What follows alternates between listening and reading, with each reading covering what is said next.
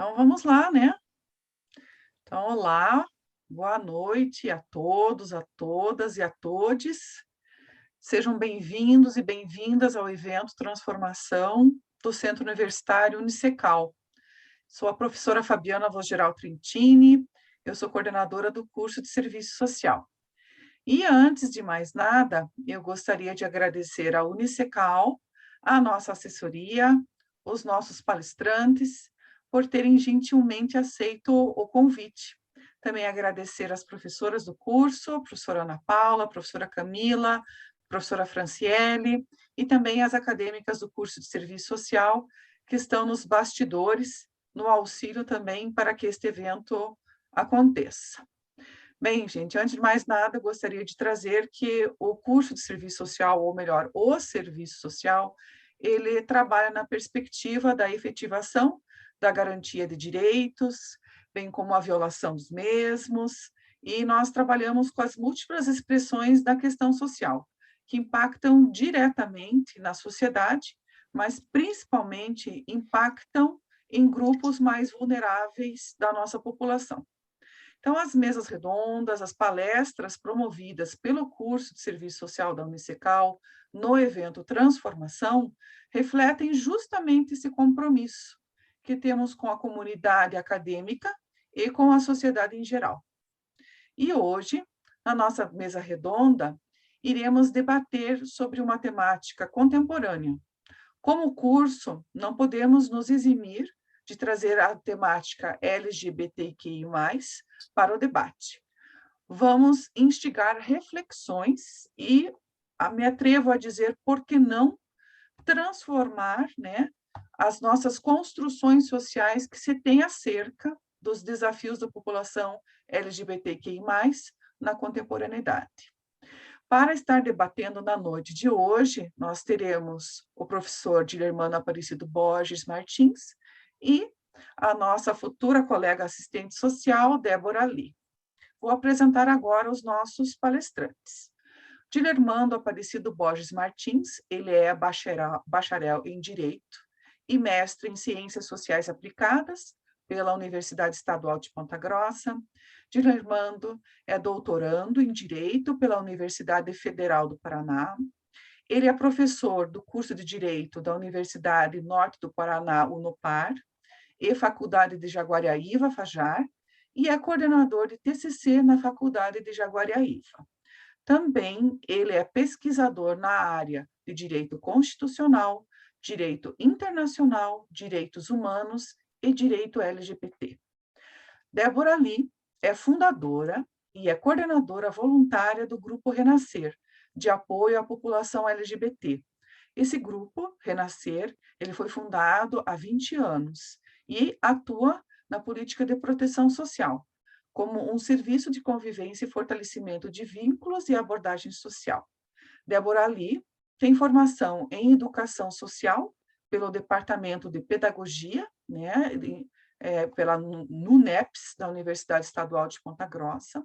Atualmente, ela está cursando o último semestre da graduação do curso em Serviço Social. Débora Lee também é conselheira municipal de saúde e ela desenvolve trabalho na área de saúde com a população LGBTQI+, né, com trabalho de prevenção na área das infecções sexualmente transmissíveis, HIV, hepatite virais e sífilis. Ela trabalha na perspectiva de inclusão social, justamente da população de travestis e transexuais, e trabalha na educação, saúde e defesa e garantia de direitos. Nesta noite de hoje, nós teremos como mediadora a professora Camila Spocco. Ela é doutoranda no programa de pós-graduação em Ciências Sociais Aplicadas, ela é mestre em Ciências Sociais Aplicadas pela UEPG. Ela possui graduação em Serviço Social, também pela UEPG. Com experiência como técnica no programa da Universidade Sem Fronteiras, da UEPG, no programa de extensão na Incubadora de Empreendimentos Solidários, a ESOL, né, e ela participa de vários grupos, né, e possui publicações de livros e periódicos nas áreas de ciências sociais aplicadas, gênero, trabalho e economia solidária. Camila, com você. Então, boa noite a todos, né, a todas e a todos. Sejam muito bem-vindos, né, ao evento de transformação da Universidade do Centro Universitário Unicecal. Então, eu gostaria de lembrar que as perguntas elas podem ser encaminhadas pelo chat e, ao final das duas falas, os nossos palestrantes irão respondê-las, né? Portanto, não deixem de encaminhar, não deixem de participar, encaminhem as suas perguntas, né? Dilermando e Débora, sejam muito bem-vindos, né? Seja muito bem-vinda. Débora, muito obrigada por terem aceito o nosso convite, né? Gostaria de frisar aqui que Dilermando, além de ser um pesquisador e um militante da área, né? Ele é um grande amigo meu e ele nos trouxe a oportunidade, né, entrou em contato com a Débora aqui para estarmos todos juntos nessa mesa redonda, né, estarmos aqui fazendo uma noite de muito conhecimento crítico, uma noite que realmente seja de transformação aqui dentro, né? Então, muito obrigada, fiquem livres e à vontade para falar. Daí eu passo a palavra para vocês. Obrigado, Camila. Obrigado, professora Fabiana. Não vou chamar a Camila de professora, porque ela é minha amiga íntima, então eu vou me permitir chamar de Camila diretamente. Eu acho que por uma questão de educação e gentileza, eu vou deixar a Débora falar primeiro. Eu vou deixar não, porque eu não tenho que deixar nada. Mas, Débora, você pode falar antes de mim? O que você acha? Posso sim, Ti. Obrigada Então, tá. pela gentileza.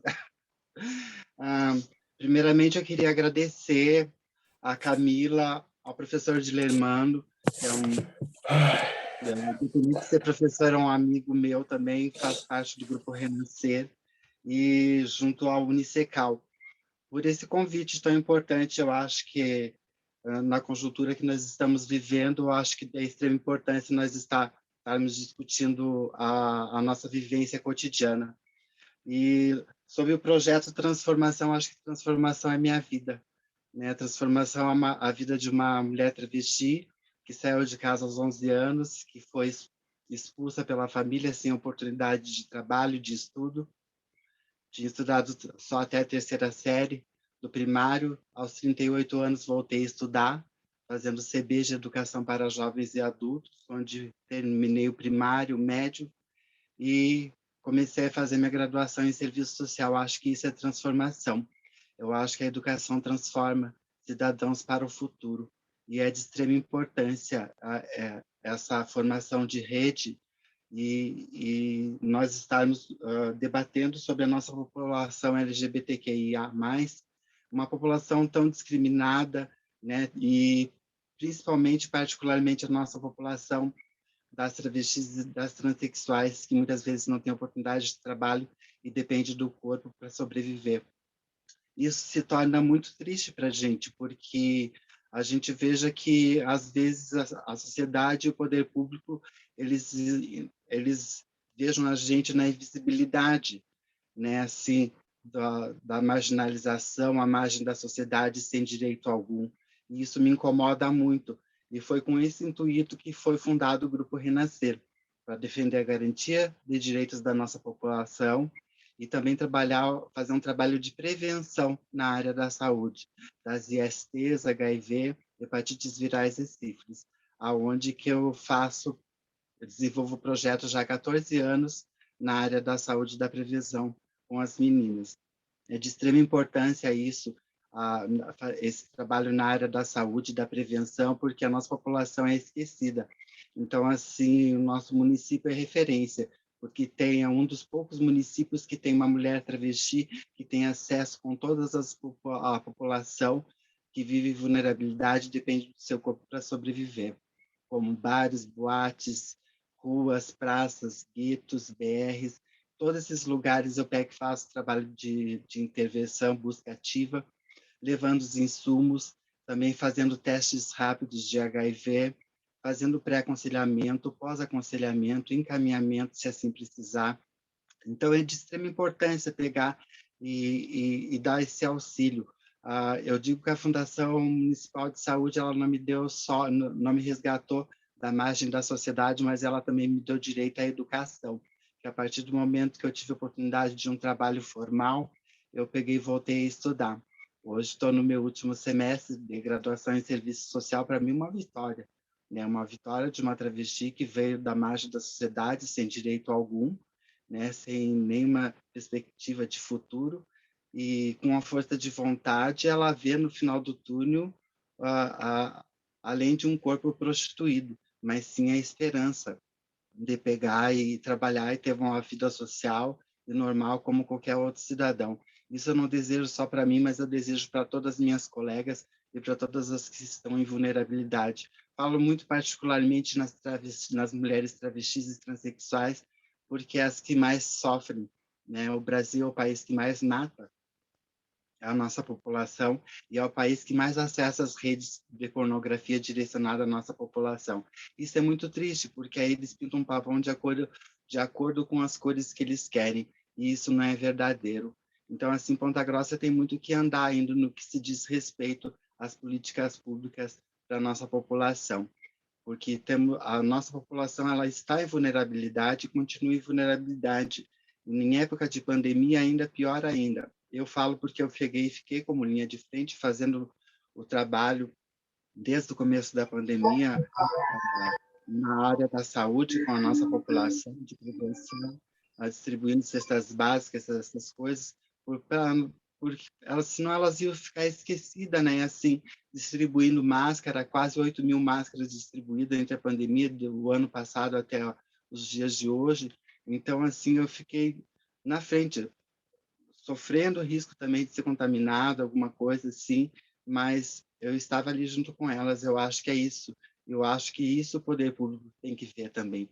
Isso aí não é só trabalho das instituições, eu acho que é trabalho do poder público também ver que a nossa população ela está em vulnerabilidade social. Agora eu estou aqui na minha casa, mas as outras minhas companheiras estão na rua, porque elas dependem do corpo para sobreviver.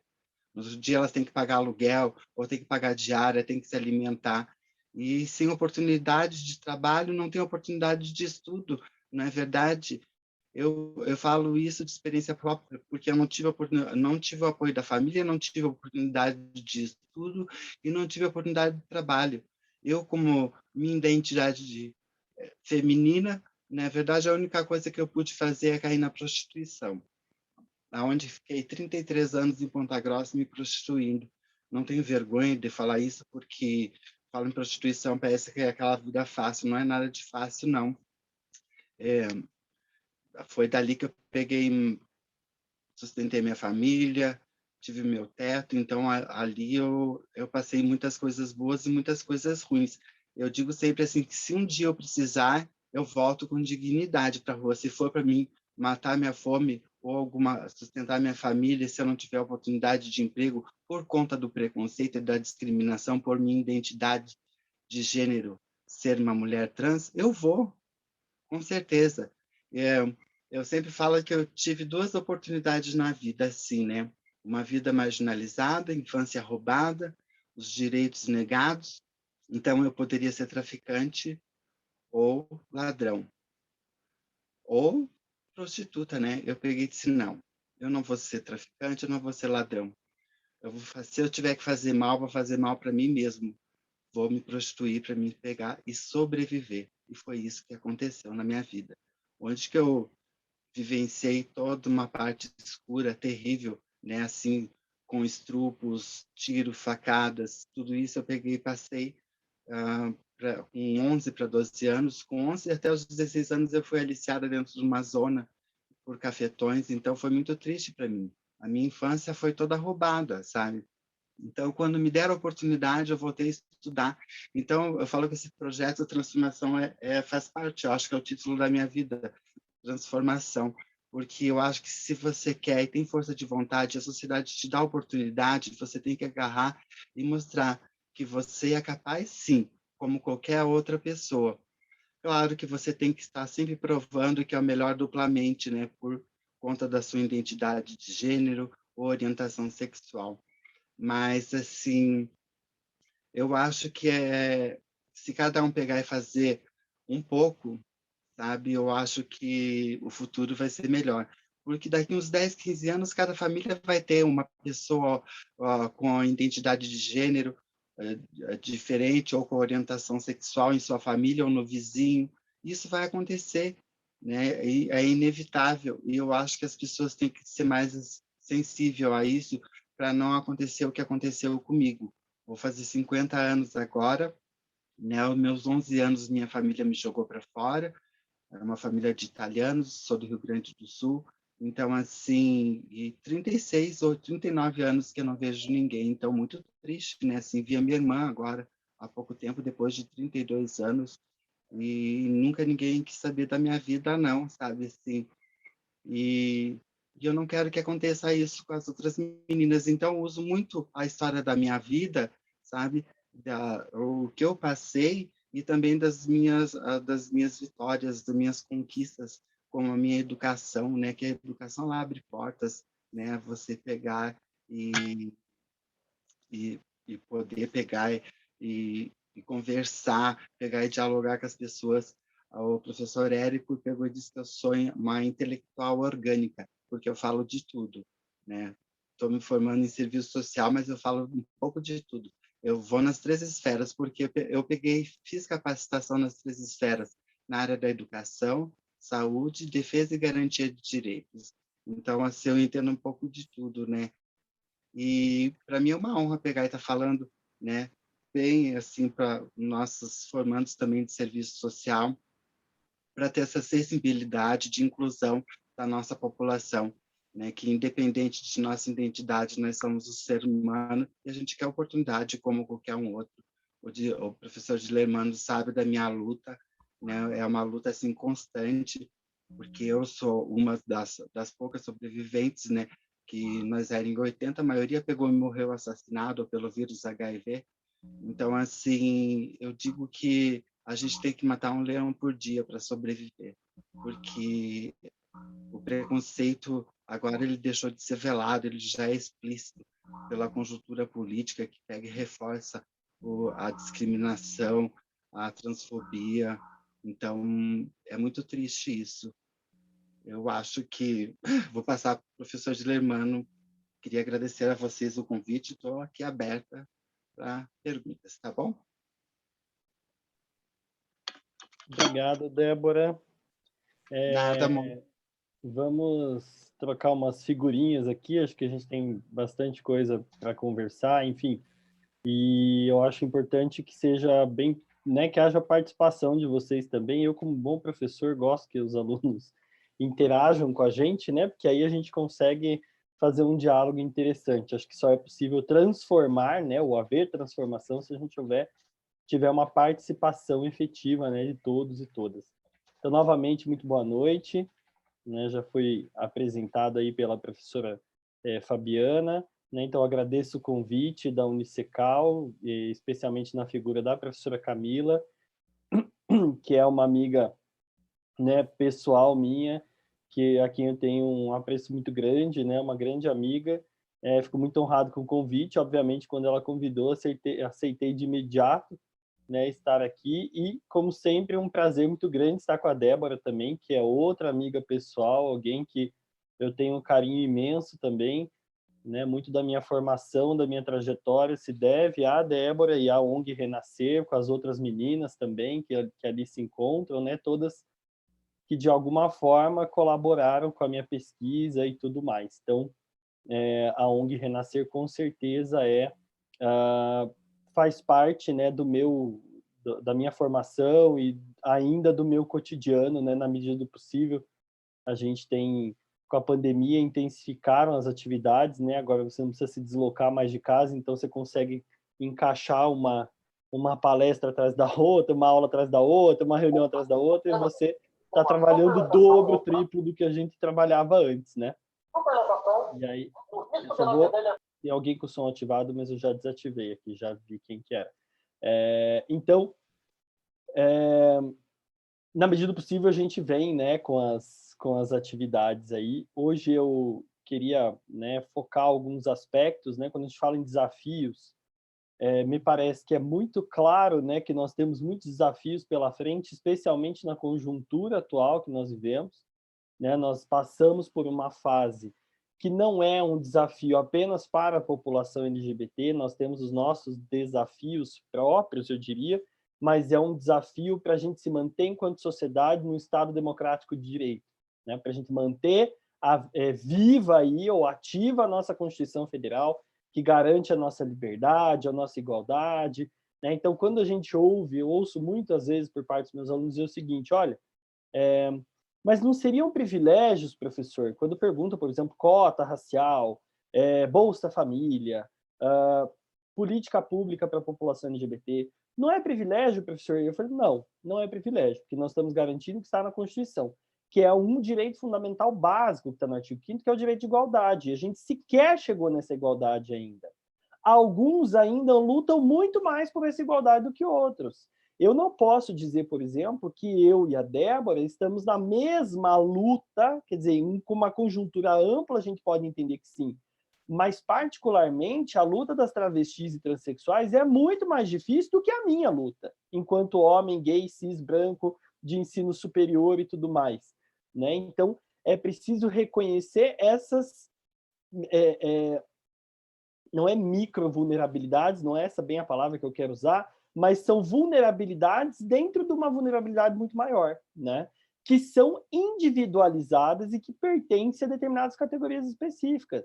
Então, é analisar que determinados grupos possuem mais dificuldades, né? Marcadores sociais aí que tornam a vulnerabilidade ainda mais acentuada, né? Então, a gente tem determinadas categorias, negros, mulheres, e aí quando você associa mulher negra, lésbica, então são marcadores que vão tornando essa vulnerabilidade ainda maior, né? Esses conceitos de vulnerabilidade e tudo mais, eu tenho que dizer que eu pego do serviço social, porque no direito a gente não estuda esse tipo de conceito. O direito, infelizmente, é um curso, né? E eu acredito que há uma mudança muito grande nos últimos anos aí, ainda bem, né? E graças também a alguns programas de pós-graduação que têm focado bastante nessa questão da vulnerabilidade, né? Das dificuldades sociais. Por quê? Porque o direito é um curso que é muito voltado, né? Para a lei, para a aplicação da norma, né? Que, por vezes, a gente tem, né? Acho que quem se formou há mais tempo tem uma formação muito fechada, uma formação muito voltada para quê? Decorar a lei, né? Para passar no concurso e não saber aplicar a norma. Hoje a gente tem umas discussões um pouco mais amplas, mas muitas dessas discussões que eu tenho vieram do serviço social quando eu fiz mestrado, que era da turma da Camila, né? Então a gente discute muito aí essas questões das vulnerabilidades. E dentro da população LGBT isso é muito mais forte, né? Da população LGBTQIA+. Por quê? Porque é reconhecer, né, que determinados segmentos aí possuem essa vulnerabilidade mais acentuada. E eu acho que o mais importante ainda é reconhecer que nós precisamos, eu acho que o primeiro desafio, eu não sei se a Débora concorda comigo, né, mas eu acho que o primeiro desafio seria ultrapassar as barreiras dentro do nosso próprio segmento. Né? Porque dentro do nosso próprio segmento nós temos preconceito. Dentro do nosso próprio segmento, né, nós temos práticas transfóbicas. Né? Você tem homens gays que são transfóbicos. Vocês têm mulheres lésbicas que são transfóbicas.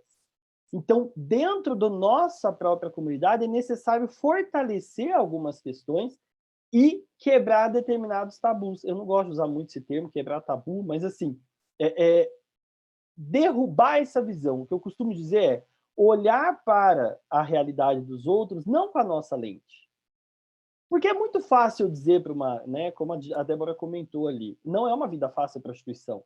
É muito fácil eu, dentro da minha casa, com tudo que eu tive, com a possibilidade de estudar, com os pais me apoiando, dizer, mas não tem emprego porque não quer, porque não vai fazer uma faxina. Né? E quando é que a população quer uma travesti fazendo faxina em casa? Quando é que o comércio de Ponta Grossa quer contratar uma travesti? Né? Quando é que o comércio de Ponta Grossa, e aqui eu vou parafrasear a Débora, que ela não usou essa frase hoje, mas eu uso muito em todas as palestras que eu dou, e falo que é dela que eu peguei. Os homens que fecham as portas de dia são os que abrem as pernas de noite. E é verdade, porque nossa sociedade é hipócrita. Nós vivemos numa sociedade hipócrita que renega o acesso para as travestis e transexuais, mas que à noite vão na rua procurá-los. E não precisa ir muito longe. Olhe no entorno de vocês. Não precisa sair de Ponta Grossa, não precisa sair do seu bairro para você saber que isso é uma verdade.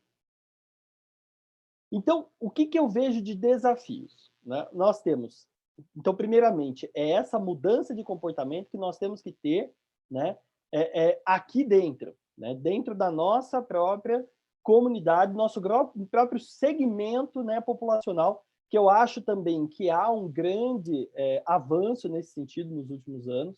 Acho que a comunidade tem se fortalecido. Acho que a ONG Renascer, por exemplo, é uma ONG que fortalece esse diálogo quando ela atende, né, gays, travestis, transexuais, e aí a gente tem as reuniões conjuntas, né, dentro da ONG. Você tem um contato maior e quebra um pouco essa visão muito limitada que a gente tem. Na segunda passada, né, eu e a Débora, a gente também deu palestra juntos aí na UEPG, e eu comentei essa mesma coisa. Eu fui criado numa sociedade, né, pela minha família e tudo mais, onde travesti era agressiva, onde a travesti andava com canivete, onde travesti ia me esfaquear se eu olhasse para ela. Né? E aí, quando eu conheci a Débora, a Denise, né, a Farrá, né, as meninas lá da instituição, a minha visão de mundo, que é o que eu digo, olhar para o outro com a lente que não é nossa, ela mudou. Porque eu vi que são pessoas maravilhosas e que não tem nada a ver essa coisa. E aí é você replicar essa mudança de visão e de comportamento. Quer dizer, elas são, muitas vezes, fazem isso, aliás, a maioria, a grande maioria das vezes, para se defender. Né? Se defender das pessoas que as prejudicam, se defender dessas pessoas que as procuram na rua e pessoas violentas, né? Porque não é fácil ficar numa esquina e passar gente mexendo com você. Né? A gente tem relatos de meninas que estão lá na esquina e que levam pedrada, né? Jogam gelo, já ouvi relatos também. Então, são muitas coisas que acontecem. E devido a uma sociedade hipócrita, que é um projeto, ao meu ver, um projeto político social. Porque para determinadas categorias conservadoras é importante manter esse status quo. Para eles é interessante eu manter a minha vida heteronormativa padronizada, né? Eu, minha esposa, meus filhos, saindo no portal, sei lá das quantas, Pontagrossense. Por quê? Né? Isso dá um status privilegiado em relação à sociedade em geral. Mas aí as fantasias e as vontades e os desejos reprimidos são depois efetivamente sanados aí com as meninas que estão marginalizadas. Né? Então, nós temos aí ao longo dos últimos anos políticas públicas voltadas para a população, né, LGBTQIA+, que são políticas públicas que deram um certo avanço para a nossa população, tanto no âmbito jurídico quanto no âmbito social. Então, eu destaco aqui, por exemplo, o Programa Brasil Sem Homofobia, que foi um programa de 2004, que, embora não tenha tido resultados imediatos e concretos naquele momento, mas que serviram como base para outras políticas públicas que foram sendo implementadas ao longo do tempo. Então, você tem o papel do judiciário em garantir a Constituição Federal, permitindo a união entre pessoas do mesmo sexo, né, por meio de uma resolução do CNJ, né, que vai permitir, vai obrigar os cartórios a fazerem isso. Você tem adoção, né, entre casais do mesmo sexo, e outros tipos de adoções também, que vêm sendo retratadas aí ao longo dos últimos anos pelas decisões judiciais, né, pela jurisprudência, enfim. Nós temos também a obrigação no âmbito da administração pública federal, né, do uso do nome social. Então, você não passar mais por aquele constrangimento de no seu nome de registro está escrito João, né, e você hoje é a Fernanda, mas tem que ser chamada de João em algum lugar. Isso é totalmente constrangedor. Então, são esses mecanismos que foram implementados pelas políticas públicas ao longo dos últimos anos, que são avanços e que são muito positivos. Mas a gente tem aquela figura, né? E aqui eu peço licença, porque quem me conhece sabe que eu não sou nem um pouco formal e nem um pouco, né, comedido nas palavras, mas aquela figura infernal, né, que hoje ocupa a cadeira de chefe de executivo a nível federal, que é aquele infeliz daquele homem que se intitula presidente da República né? Desde que ele começa a sua trajetória, que não é recente, é uma trajetória antiga, né? Rumo à presidência da República, nós temos uma abertura para que conservadores e que para pessoas, né, se aproveitem desse comportamento dele para falar o que elas têm vontade de falar e para cometer todos os tipos de preconceitos, de transfobia, de bifobia, homofobia e tudo mais. E aí, esse cenário é o nosso maior desafio hoje. O que eu digo, né? O que eu disse na semana passada e eu digo hoje também. Nós precisamos, primeiro, nos fortalecer enquanto comunidade. Mesmo que você não seja gay, enfim, vou usar o exemplo da professora Camila, ela não é LGBTQIA+, mas isso não a impede de apoiar, de fazer parte dessa comunidade e de nos ajudar nesse sentido. Então, nós precisamos nos fortalecer. Segundo, nós precisamos manter os diálogos ativos, né? Diálogos abertos, ocupar espaços. Quando a faculdade promove um evento desse, é muito importante, porque a gente discute questões que não eram discutidas antes. No serviço social, eu creio que isso é um pouco mais comum. Mas no direito, por exemplo, você colocar uma travesti para falar num evento jurídico é algo que não é comum. Né? Porque o direito, o que chama atenção na palestra? É o desembargador fulano de tal que hoje está ganhando 50 mil reais, que é uma trajetória de sucesso. Né? Então, nós precisamos cada vez mais trazer essas discussões nos espaços públicos, nas universidades, no cenário político. Esse é o terceiro ponto, um desafio que nós precisamos melhorar. Apoiem candidatos que apoiam a população LGBT, que no mínimo, porque é fazer o mínimo mesmo, é defender a nossa população, é apoiar a nossa população. Então, é preciso olhar para o cenário, poxa, isso a nível micro e macro, olhar no nosso cenário aqui de Ponta Grossa e ver quem é candidato a vereador, que tipo de bandeira esse cara está apoiando. E a nível macro, quem é meu deputado estadual, quem é meu deputado federal, eu preciso saber o que esse cara propõe, o que esse cara quer fazer. É esse o papel que nós precisamos, né, ter cuidado. E, principalmente, não foquem apenas no poder executivo. Chega de colocar, por mais que eu deteste o presidente da República, a gente não pode colocar toda a responsabilidade nas costas dele. Por mais que ele seja deplorável.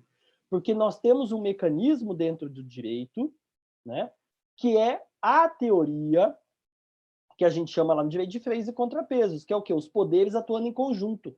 E a gente não foca no legislativo. Por que você acha que você não pode casar hoje, né, com uma pessoa do mesmo sexo, legalmente falando, por meio da lei? Porque o legislativo não aprovou. Por que você não pode adotar? Porque não tem lei para isso.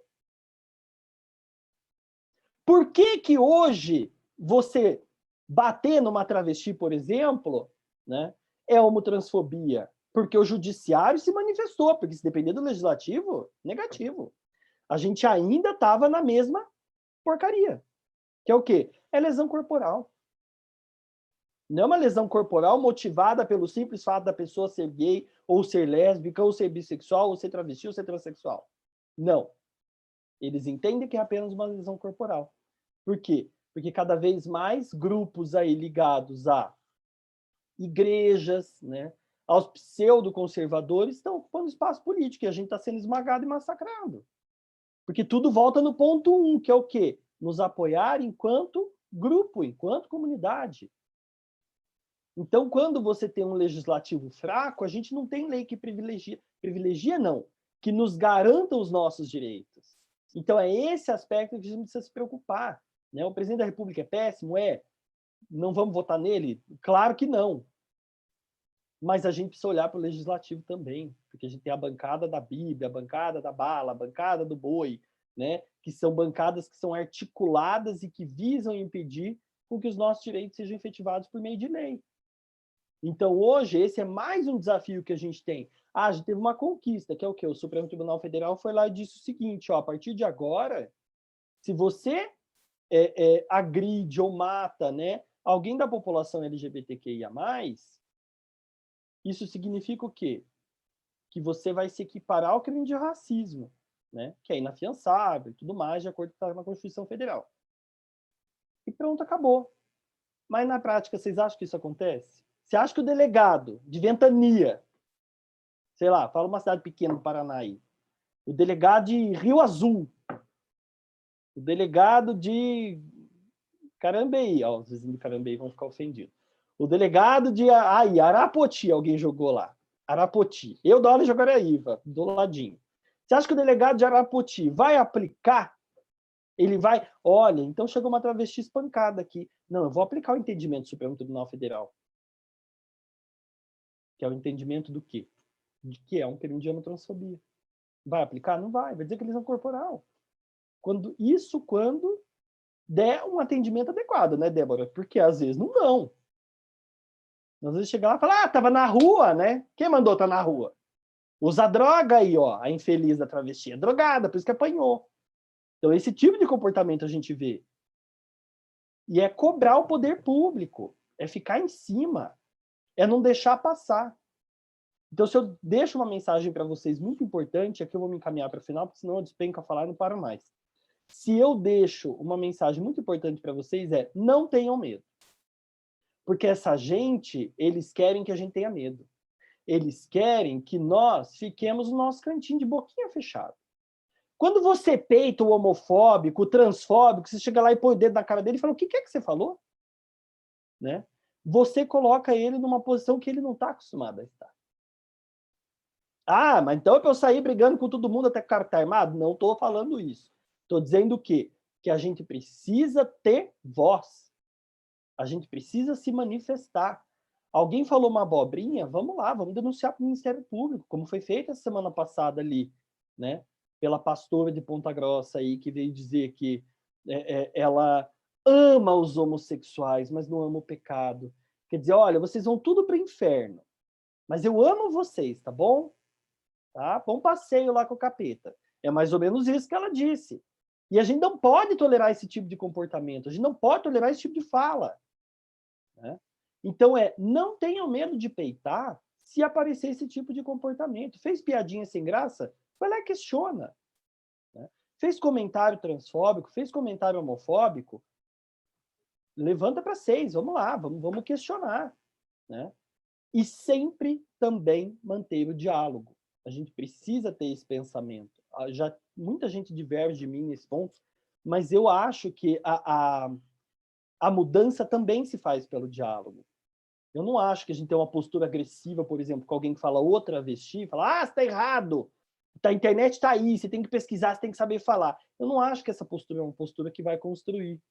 Né? Eu acho que a gente precisa ter diálogo. Você olha, fulano, você sabe que não é outra travesti que fala, é a travesti, porque ela é uma mulher, você precisa respeitar, entender esse tipo de diálogo que eu acho que tem que ser construtivo, né? Porque todos nós cometemos atos preconceituosos em algum momento. Ninguém está livre disso. Eu estou livre disso? Evidentemente que não. A todo momento a gente cai em armadilha. Porque são questões sociais que estão internalizadas na vida da gente. Então é preciso ter muito cuidado, né, com essa postura, por vezes, agressiva. Essa é a minha forma de entender, né, e de achar que é mais construtivo. Eu acho que se a Débora e as meninas não tivessem uma paciência comigo, por exemplo, né, eu não teria todo o entendimento que eu tenho hoje. Né? Então, é esse viés, essa receptividade que a gente tem que ter. Claro, nós estamos aqui para falar de transformação. Então, obviamente, estou aberto ao diálogo, né, para que a gente possa conversar. Enfim, eu estou vendo que tem algumas perguntinhas ali, e aí a gente vai trocando algumas figurinhas. Agradeço novamente o convite e me coloco à disposição, né, para debater aí essas questões. Muito obrigada, Dilermando, muito obrigada, Débora. Então, antes de eu passar para as perguntas, eu vou fazer alguns questionamentos que eu estava ouvindo a fala de vocês, e eu acabei pensando aqui algumas coisas, né? Bom, primeiro vou pela Débora, começar pela Débora. A Débora trouxe uma questão que foi que eu problematizei aqui. Né, Débora, você falou, né, que as meninas, né, elas não têm como sobreviver. Majoritariamente, elas acabam indo para a rua. É o que sobra para elas, é o viver do seu corpo, né? Aquilo que o Dilermando falou. E é uma coisa que eu sempre pensei. Quantas travestis e transexuais nós temos trabalhando no Shopping Paládio? Nós temos alguma trabalhando em algum comércio, alguma loja do shopping, trabalhando em ensino na parte administrativa? Eu não sei, mas se a gente tiver, que bom, né? Que ótimo, né? Mas não sei se é uma realidade que na cidade de Ponta Grossa nós temos. Ok, né? A Débora trouxe que nós estamos num contexto de pandemia, nós estamos, né? A gente fica na expectativa que uma hora a gente vai chegar no fim da pandemia, mas não sabemos que horas esse fim vai chegar, né? Ok, as meninas, né, elas têm o que elas têm para sobreviver ao seu corpo, né? Muito provavelmente algumas tiveram acesso ali ao auxílio emergencial, etc. Mas aí eu faço o questionamento para a Débora mesmo, né? A importância de você ter alguém que represente a comunidade LGBTQIA+, dentro do setor público, né? Dentro da política ali, você está ali dentro. Porque as travestis, as transexuais, essa comunidade, em algum momento, ela foi colocada, questionada para estar como prioritária dentro da vacinação de Ponta Grossa? Né? A primeira coisa que eu pergunto, houve essa discussão? Porque eu realmente não sei. Houve essa discussão? Elas foram vacinadas? Elas não foram vacinadas? Porque se elas só sobrevivem majoritariamente, né, do seu corpo de estar na rua, o risco delas, a contaminação delas é muito maior, é gigantesca o nível de contaminação que elas têm. Ou a gente pensa que elas vão trabalhar de máscara. Não tem como, gente. Né? Não tem como, não é essa a realidade. Então, hoje dentro da Câmara de Vereadores, dentro da nossa política aqui de Ponta Grossa, existe essa pauta? Alguém fala dessa pauta? Alguma coisa assim foi debatido sobre isso, né? Porque é muito fácil a gente passar nas ruas, né, e visualizar aquelas meninas trabalhando, mas tem alguém no poder público que está lutando por elas, que tem alguma pauta que aborde elas, né? É algo problemático aqui que eu fiquei pensando. E mais do que isso, né, o Diller, antes de entrar no Diller, eu lembrei também outra coisa, né? O Estado, né, quando a gente faz muito debate do Estado, a gente vai lá e pega Gramsci, né? O que é o Estado ampliado? É a sociedade civil mais a sociedade política que amplia o Estado. Aí, né, eu vendo o currículo da Débora, vendo o que a Débora já fez, a Débora já foi candidata a vereadora, né, Débora? Acho que é isso, né? E é porque 2 vezes, né? Infelizmente não foi eleita, né, Débora? Porque há necessidade de alguém da comunidade LGBTQIA+, estar dentro da política, né? Estar lutando por essas minorias que estão lá. Quando a gente fala minorias, né, não é minorias em quantidade, mas é minorias em direitos mesmo, né? Minorias em direitos, né? Aquilo que a Débora falou, qual o direito que ela teve desde os 11 anos dela? Né? Que direitos ela teve? Então, eu fiz essas pontuações em relação a uma fala da Débora. E aí, Débora, eu queria que você só me respondesse. Foi alguma vez debatido sobre essa situação das travestis, das transexuais na cidade de Ponta Grossa? Alguém falou sobre a vacinação? Alguém falou sobre a vacinação dessas pessoas? Alguém falou sobre a distribuição de máscara para elas? Como que foi essa situação? Porque no começo da pandemia a gente não tinha sequer álcool em gel nas farmácias para vender, né? Houve alguém que trouxe essa pauta aqui dentro do nosso município? Assim, eu sou conselheira de saúde, conselheira municipal de saúde. Eu levei a pauta, assim, sabe, assim. Mas como estava aquela escassez de vacinação e os grupos prioritários, a nossa população, eu digo nós, mas nossa população que está lá não entrou como prioritário, né, assim. E isso é muito triste. Então, foi debatido por minha pessoa, enquanto conselheira de saúde, que trabalho na área, foi debatido muito.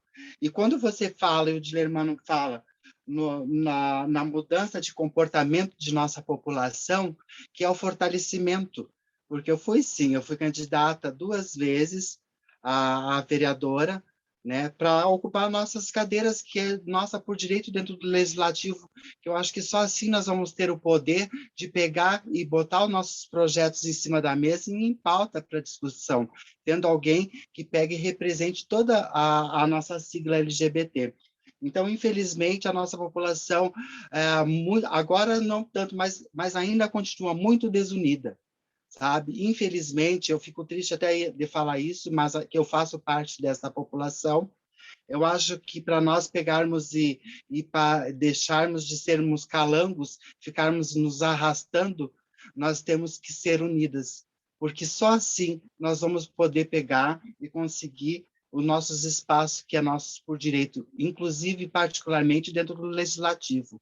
Eu fico muito triste com isso, de estar falando, mas eu falo assim da parte do bem, para a nossa população se conscientizar que isso é necessário. Eu não me candidatei para me ganhar, para me ficar andando de tailleur dentro do legislativo para cima e para baixo. Eu me candidatei para mim ver se eu conseguia algum cargo para mim defender as nossas políticas públicas. Vou colocar nossas políticas públicas em pauta, porque o nosso legislativo é muito preconceituoso. Temos a bancada evangélica, temos outros grupos ali que são fundamentalistas. A nossa Câmara Municipal, eu entrei várias vezes lá, inclusive até vestida de palhaça eu entrei. Em plena luz do dia, 2 horas, onde que tinha a pauta LGBT, alguma portaria, alguma lei que estava sendo discutida, algum tema direcionado à população LGBT. Infelizmente, é isso. A gente vai ter essa resistência sempre, enquanto a nossa população não se colocar na cabeça e se conscientizar que a gente tem que ter união nessas horas, né? E aí, quando fala no prazo de validade das nossas travestis, Camila, que nós não temos oportunidade de trabalho, é muito triste para nós. Porque, assim, tem muitas travestis, mulheres travestis que já estão caindo na prostituição aos seus 17, 18 anos. Então, assim, e o prazo de validade das nossas mulheres travestis terminam cedo e triste, que muitas acabam velhas, não tendo onde morar, nunca contribuíram porque nunca tiveram um trabalho formal, acabam na miséria e morrendo doentes. Essa é a nossa realidade. Infelizmente, é isso que acontece. E a gente cria, como o Dilermano falou da resistência, a gente cria uma resistência, sim, uma resistência de barreira para a sobrevivência, né? E para pegar e sobreviver, porque a vida ela é tão cruel com a gente, a nossa vida na rua, e as pessoas são tão cruel que a gente cria uma barreira de resistência para nos garantirmos viva.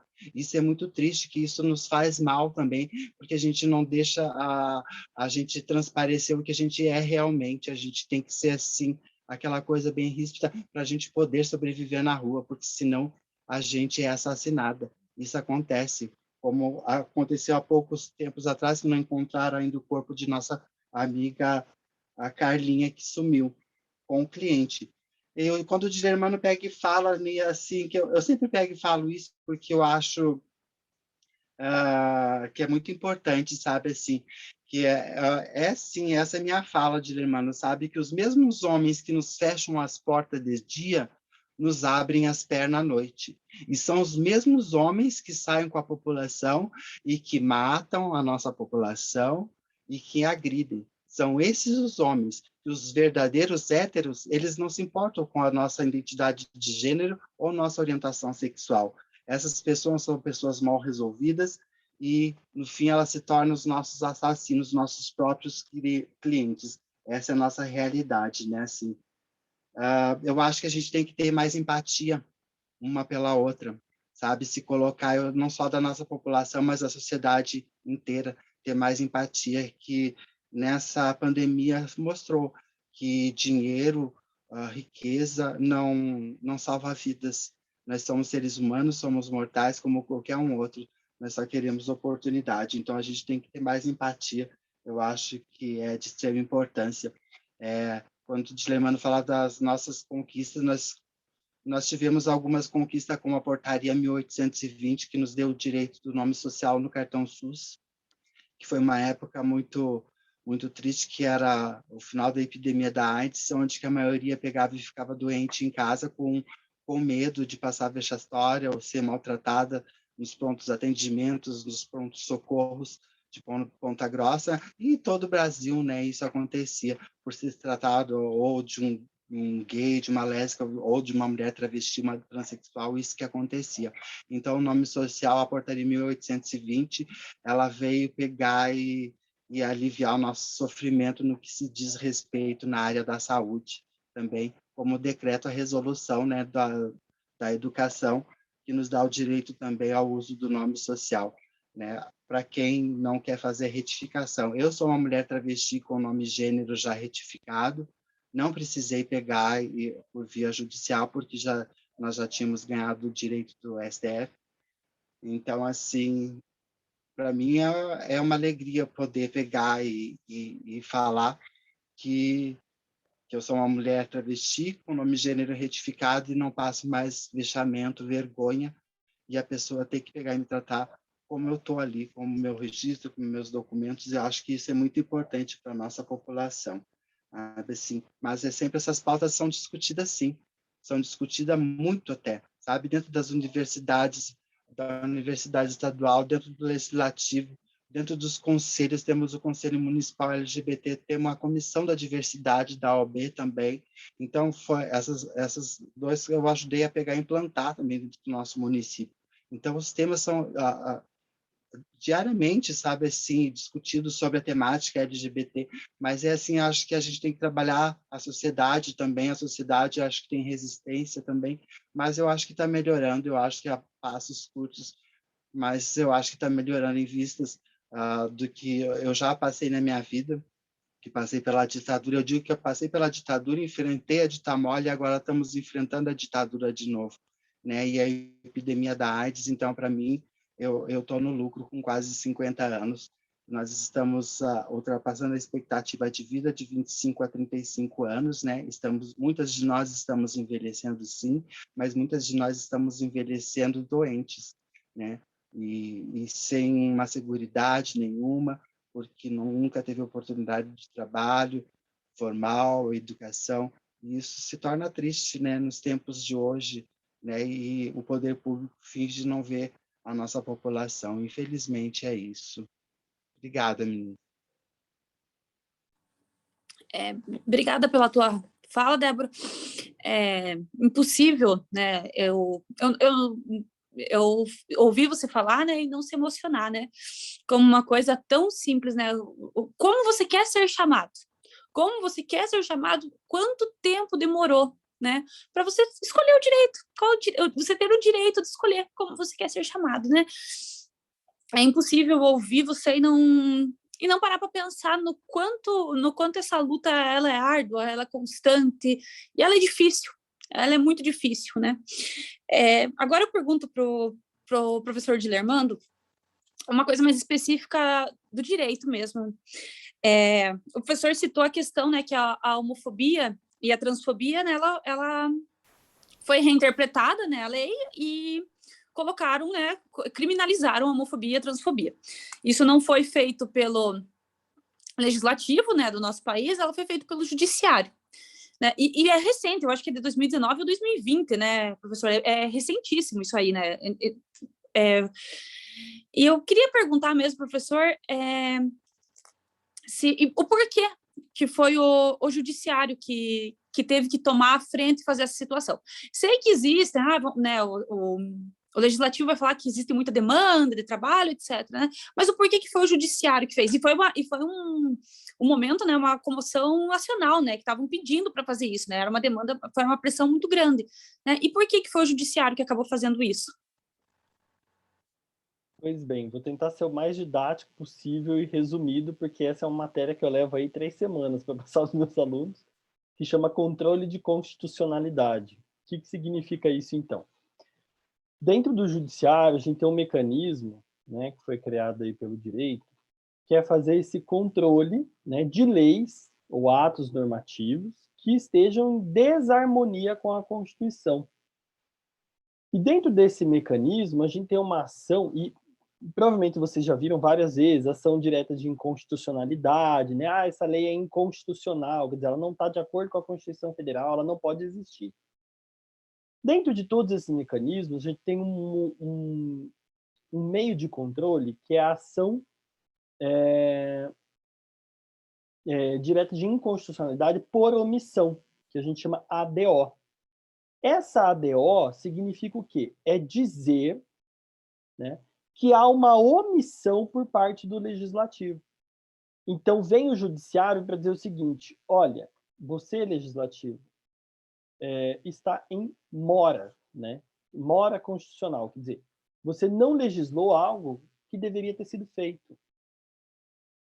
Então, houve uma ação, né, declaratória de constitucionalidade por omissão, né, que se questionava o seguinte: nós temos muita violência contra a população LGBTQIA+, que, diga-se de passagem, esta violência só sabemos alguns relatos, porque nós temos uma organização não governamental, que é o Grupo Gay da Bahia, que faz esse levantamento anual. Porque se depender do poder público, da administração pública, federal, estadual, municipal, enfim, nós não temos esses dados. Né? O governo federal não tem os dados hoje para dizer morreram tantas travestis, tantos... Não existe. Quem faz esse levantamento é o Grupo Gay da Bahia. Então, baseado nesse levantamento, baseado nas estatísticas, em toda a narrativa jurídica de que são direitos fundamentais, direito de igualdade e tudo mais, a Aliança Nacional LGBTI, junto com alguns outros grupos da sociedade civil organizada, impetraram essa ação no Supremo Tribunal Federal para dizer o seguinte: olha, nós não temos uma lei que proteja a população LGBT. E isso cria uma lacuna normativa, quer dizer, tem um buraco na lei. E aí vem o Supremo e diz o seguinte: bom, estamos aqui diante dessa situação. O Judiciário não criou uma lei. Isso já foi projeto de lei há muitos anos. O primeiro foi por uma deputada do PT, que protocolou, então, um projeto de lei para criminalizar, na época, somente a homofobia, porque isso foi lá nos anos 2000. Depois, houveram mais projetos de lei ao longo dos anos, né, para criminalizar a homotransfobia, no mesmo entendimento do feminicídio, que a motivação para se cometer esse crime é pelo simples fato de ser mulher. Então, a motivação para se cometer um crime contra travesti, transexual, homossexual, bissexual, é pelo simples fato de serem quem são. Então, nessa mesma linha de raciocínio jurídico, foi dito o seguinte: olha, Supremo, a gente está com um buraco normativo justamente por isso, porque a gente não tem uma lei que proteja. E aí o Supremo vai fazer o seguinte: ele vai dizer, olha, realmente, isso não está correto, nós precisamos de uma lei. Então ele vira para o Legislativo e diz o seguinte: vocês precisam criar uma lei. O projeto de lei está aí, está na hora de vocês analisarem, pautarem em votação. Né? Só que dentro desse mecanismo, o que acontece? Quando o judiciário determina, né, decisão judicial, a gente tem que fazer o quê? Cumprir, porque se não cumprir, acontece o quê? Depende, você pode ir preso, você pode pagar multa, depende da decisão. Só que a gente tem 3 poderes independentes e harmônicos entre si, que é o executivo, o legislativo e o judiciário. Então, um não pode interferir no outro. Então, quando tem ação declaratória de constitucionalidade por omissão, o que acontece? O judiciário não pode ir lá e obrigar o legislativo sob alguma penalidade específica, senão eles iam dizer o quê? Você está interferindo numa esfera de competência que é nossa, porque o judiciário não cria lei. Quem cria a lei é o legislativo. Então, o judiciário ele faz o quê? Ele só declara. Ele só diz assim: você está devendo, porque você não fez a lei. Além disso, o judiciário pode fazer alguma coisa? Não. Então, ele declara essa omissão. O legislativo é declarado, então... Alguém quer controlar minha câmera, não sei por quê. Olá, pessoa que quer controlar minha câmera, você que solicitou, eu vou recusar, tá? Não vou deixar você controlar minha câmera. Alguém deve ter apertado sem querer. Então, o que acontece? O legislativo não... Ele é declarado que ele tem que fazer algo, que ele precisa legislar, e, gente, isso foi em 2019. Até agora movimentou o projeto de lei. A época, o que o Senado fez? A gente até pautou aqui, já mandou para frente, quer dizer, já avançou o projeto, para dizer, nós estamos fazendo alguma coisa, para tentar barrar essa decisão do Supremo. Não adiantou nada. E aí o Supremo fez o quê? Então, entenderam a conjuntura da coisa? Quer dizer, o Legislativo tinha que fazer, mas não fez. Aí o Supremo foi lá e disse o seguinte: você está devendo. O Legislativo precisa legislar agora, mas não tem nenhum mecanismo que obrigue ele a legislar, porque esse controle é interno, é ele que vai pautar que lei ele quer votar ou não. E aí tem outra coisa, né? E aí o Supremo fez o quê? Bom, a gente vai dizer que eles têm que fazer, mas enquanto isso a gente precisa proteger essa população. Então, eles fazem uma interpretação constitucional, que é pegar a Constituição e interpretá-la no sentido de beneficiar a população LGBT, para dizer o seguinte: a gente vai equiparar o quê? Botar no mesmo nível. O crime de homotransfobia é como se fosse crime de racismo. Então, a partir de agora, quando acontecer esse tipo de crime, ele vai ser equiparado ao crime de racismo. E qual que é a justificativa? A motivação é a mesma, é preconceito. Então, daí vem o Supremo e diz isso, né? E aí cabe a quem, então? Ao judiciário local, né, ao delegado, quando receber esse tipo de violência e tudo mais, aplicar na prática. Só que a gente também não tem um controle sobre isso dentro das delegacias, né? Então, mais uma vez, a gente faz o quê? O Supremo declara que existe esse direito para a população LGBT, mas, ao mesmo tempo, a implementação disso fica a critério, né, dos delegados, fica a critério do juiz, fica a critério, né, do legislativo pautar ou não essa discussão e, particularmente, entendo que se pautar isso agora vai ser reprovado. Esse projeto não vai ser aprovado. Não forma maioria no Congresso Nacional. Ainda não forma. Porque a gente tem uma base conservadora, entre aspas, que é muito sólida, né, e que vai impedir esse tipo de... Não, vocês viram aí uma propaganda do Burger King e já gerou um estardalhaço total, né? Porque daí diziam que a gente quer transformar as crianças em gays e travestis e lá. Quer dizer, as pessoas completamente deturpadas, não conseguem interpretar um comercial, né? Então, esse é o contexto que a gente tem hoje dessa situação, né, da homotransfobia. Então, é por isso que coube ao judiciário. E volto no que eu falei antes para vocês. Foquem em quem vocês votam. Porque isso aconteceu por quê? Porque o legislativo é inativo. Ele não faz. Por quê? Porque votam na pessoa que vai lá e não vai fazer, né?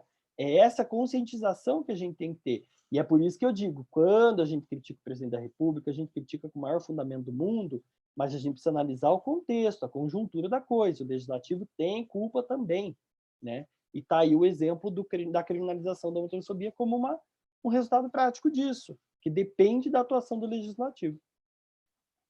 Não sei se ficou muito claro. Ficou claríssimo. Muito obrigada mesmo pelo teu esclarecimento, pela sua resposta. Era uma curiosidade, eu acho que de muitas pessoas aqui, uma minha também, né? E é muito importante isso que você pautou, Diller, né? A gente foca muito, né, na discussão do presidente, quem que a gente vai eleger para presidente, mas a gente esquece que por trás tem todo um congresso que a gente vota também, né? E quais são as pautas desse congresso que a gente está votando, né? A gente está votando no congresso que é o congresso conservador, que é um congresso que ainda acho que realmente, né, é uma propaganda do Burger King, que quer transformar as crianças, quer ir lá e fazer uma educação sexual que vai fazer as crianças serem gays, né? Realmente, né, a gente está fazendo o quê? Eu vou passar para as perguntas agora. Deixa eu pegar aqui umas perguntas. E só um comentário, Pode fazer. Rapidinho, que a gente tem hoje um sistema que é o presidencialismo de coalizão. Então, o presidente da República, ele atua, né, mas conjuntamente com o Poder Legislativo. Então, ele depende de base de apoio e tudo mais. Então, os caras estão apoiando o presidente de alguma forma. Quer dizer, ele não está atuando sozinho. O Legislativo está como pano de fundo, entende? Então, é esse contexto todo que a gente precisa analisar. Isso mesmo. Deixa eu pegar aqui as perguntas, só um pouquinho. Um minutinho aqui. Acho que a Débora deve ter pego ali, né? Tem vários elogios, né, Débora? Eu falando que você é um exemplo, falando que você é incrível, que você é maravilhosa, agradecendo pela tua luta aqui, que você é exemplo de luta e resistência, né? Aí a Ana Beatriz pediu para vocês comentarem um pouco sobre as barreiras dentro do próprio segmento LGBTQIA+, específicas do município de Ponta Grossa. Quais são as barreiras aqui dentro do nosso município? Eu acho que eu como uma mulher travesti, né, a pior barreira que eu acho mesmo é a falta de oportunidade de trabalho, sabe? Eu acho que esse é o primeiro lugar, sabe? Aí vem a moradia, o direito à moradia. Eu vou recusar também aqui para direcionar meu microfone. E o direito à moradia, sabe? Assim, que muitas não têm o direito à moradia, podem lá pegar e fazer, dar o nome lá na Prolar e tudo, mas não sai. Então, infelizmente, eu acho que é isso, sabe? o direito a um trabalho formal. Eu acho que isso é a porta de entrada de uma saúde integral para a nossa população. E quando a gente fala de saúde integral, não é a entrada do pronto atendimento das UBSs, não. Saúde integral entre o todo. Direito à moradia, educação, saúde, defesa e garantia de direitos. Então, acho que é isso que está faltando mesmo, né? Assim, é a falta de oportunidade. Eu acho também que, e com certeza, né, esse é um ponto bem importante, mas eu acrescento também a falta de pautas dentro do legislativo que defendam aí a população LGBTQIA+. A gente tem aí o coletivo do pessoal, acho que tem feito um trabalho aí que é também, né, um trabalho que apoia a nossa população e tudo mais, né? É um avanço, mas eu acho que nós precisamos ocupar ainda mais esses espaços, né? Então, essas pequenas barreiras que não são específicas, né, exclusivas do município, são barreiras gerais que a gente encontra aí para a população como um todo, né? O preconceito, enfim, são vários aspectos, né, que eu acho que Vou colocar, beleza. Pronto, desativei. São essas barreiras que a gente tem aqui, né, que não são únicas e exclusivas do município. Né? Então, essa falta de acesso a emprego, né, essa dificuldade de acesso ao legislativo, né, política pública municipal por parte, né, do Poder Executivo, né, da Prefeitura, das suas vias administrativas, né, de implementação de políticas municipais aqui que favoreçam a nossa população também. Né? Então, esses são os pequenos desafios que nós temos aqui, essas pequenas barreiras. Mas, né, a luta não falta. Então, eles querem nos segurar, mas a gente vem com a marreta e sai quebrando a barreira e vamos que vamos. Vamos lá. Deixa eu pegar aqui mais uma pergunta.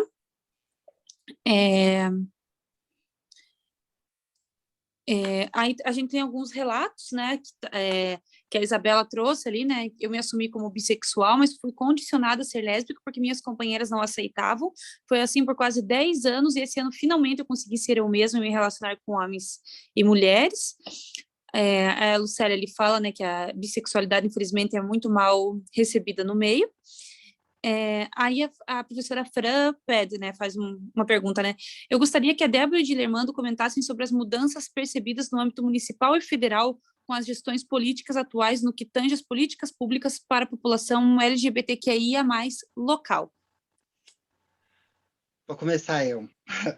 Olha, que nem a minha fala estava falando, Camila, sabe, assim, eu não vejo evolução, sabe? Eu não estou vendo evolução nenhuma. Eu, enquanto ativista, sabe, fundadora de uma instituição que vai fazer 21 anos que trabalha na defesa e garantia de direitos de nossa população, eu não vejo evolução nenhuma, sabe? Eu sei que a nossa população, ela pega e está sempre ali na frente, nos conselhos, ocupando os espaços, nas comissões e tudo. Temos alguns grupos dentro da universidade, das faculdades que levam um tema, mas eu acho que as políticas públicas, nossos gestores que estão lá na frente nas pastas deixam a desejar, porque não adianta a gente pegar e levar o tema para dentro de nossas faculdades, das nossas universidades, levar para o vizinho, levar para dentro da casa, sendo que nós não temos políticas públicas direcionadas à nossa população, nós não temos garantia de nada que é direcionado às políticas públicas da população LGBTQIA+. Principalmente, eu vejo, o Dilermando pegou e falou ali, aonde que a gente é agredida, a gente é assassinado e a gente entra como crime racial, de cor. E a nossa identidade de gênero e a nossa população, que quase 300 e poucas mulheres travestis foram assassinadas esse ano e nada foi feito. Os nossos relatórios são entregues em Brasília, dos números de assassinatos de nossa população, mas nada é feito, fica engavetado lá. Então, eu não vejo evolução nenhuma. E com o decorrer, com a conjuntura política, com o decorrer das pessoas que estão lá à frente, ficou pior ainda. Ainda o pouco que conquistamos, ainda arriscamos a perder com algumas canetadas, sabe? Então, a gente vai ter que pegar e ser muito unido nessa hora, lembrando que o ano que vem tem eleição, e a gente ter a consciência de quem a gente vai colocar, e sendo que esse cidadão, se é que pode se chamar de cidadão, não pode se manter mais lá.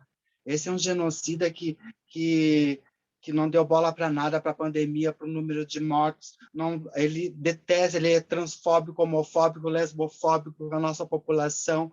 Então, assim, é uma pessoa que só vem trazer o mal para o nosso Brasil, que já estava pentengando e agora está pior ainda.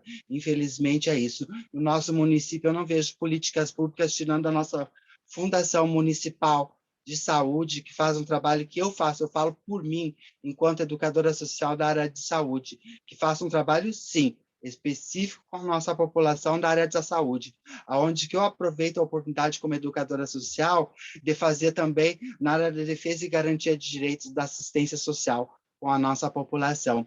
Esse ano, desde o começo da pandemia, eu consegui arrecadar 243 cestas básicas. Não foi pelo poder público doado, não. Foi em parceria com outra instituição do nosso município para poder pegar e passar para algumas de nossas mulheres travestis que já estão idosas ou estão doentes, ou algumas de nossas profissionais, mães solteiras, para pegar e aliviar a situação. Eu distribuí quase 8.000 máscaras, você falou, Camilo. Quando eu chegava na rua para fazer o trabalho de busca ativa para entregar insumo, tinha 15 meninas na esquina, mais uma usando máscara por aqui abaixo do nariz. Foi conscientizado da importância do uso. Sabe que elas pegaram e falaram para mim, Débora, infelizmente, não tem como. O que adianta eu usar máscara aqui, sendo que eu vou ter o contato corporal com um homem no quarto, fazendo o programa? Então, não tem como, infelizmente. E muitas nós fizemos o cadastro, sabe, do auxílio emergencial, mas poucas tiveram direito, Camila, poucas tiveram.